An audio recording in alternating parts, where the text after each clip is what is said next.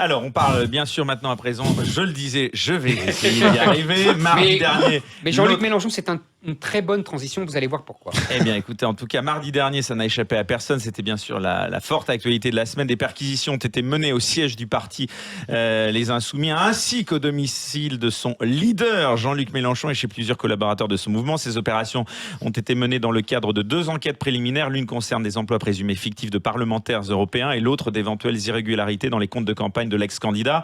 Jean-Luc Mélenchon s'est bien évidemment insurgé en hurlant contre la police et en dénonçant une honte, je cite, un coup de force et une opération de police politique. Les mots sont particulièrement forts, destinés bien sûr à faire peur à l'opposition selon lui.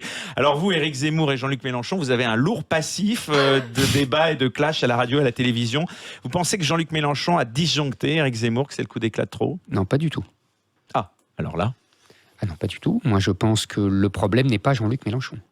Le problème n'est pas le caractère éruptif de Jean-Luc Mélenchon. Ça, c'est un rideau de fumée pour nous dissimuler l'essentiel, c'est-à-dire que l'appareil judiciaire, de plus en plus, vient sur le terrain politique pour prendre la main et diriger le politique.